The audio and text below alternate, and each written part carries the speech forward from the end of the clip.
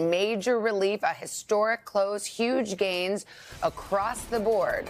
This was the moment things actually turned around. It was around 1:20 p.m., just minutes after President Trump announced that 90-day pause on tariffs for more than 75 countries, something he insisted for days he would not do. Just to get this all in perspective, the markets still have a lot of work to get back to where they were before the tariffs. As we shift over and look at, we can show you this graphic. This is the dip that took place last week, that huge dip the day of the president's announcement. And though the markets are back up, they're not where they were before yet. As for that tariff pause, it notably does not include China. In fact, the trade war with that country only escalating, with the United States raising the rate for Chinese goods to 125%. China putting new 84% retaliatory tariffs against the United States into effect as a result.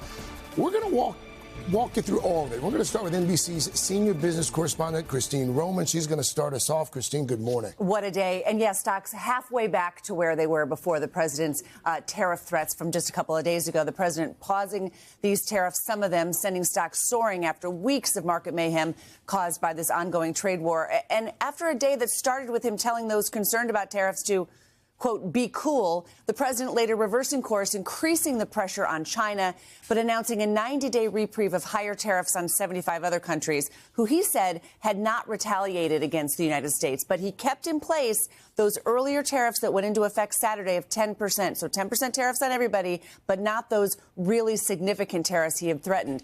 Asked why he did it.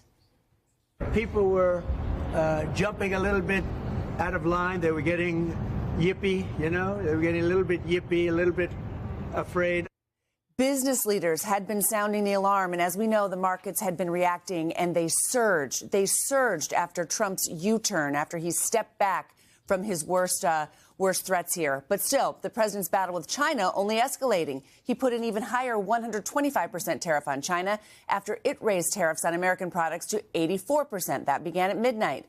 This is all sure to affect consumers. Americans import just about $450 billion worth of Chinese goods every year. So more to come here, guys. We're watching developments every moment, really, here this morning. The European Union says it's going to pause its threatened retaliation. The European Union was included yesterday with that just 10% tariff overall. So it's a sigh of relief. The going over the cliff didn't quite happen, and yet there's still a ton of uncertainty because it's just a 90-day pause after all, and then there's the specter of negotiating with all these countries one by one.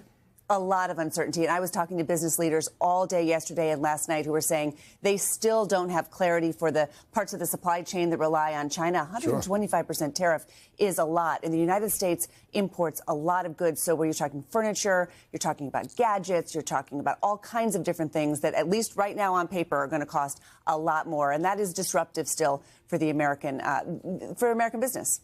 Keep us posted, Christine. Hey, thanks for watching. And don't forget, you can catch the Today Show every morning on NBC or take Today when you're on the go. Just follow the Today podcast on Apple Podcasts, Spotify, or wherever you listen.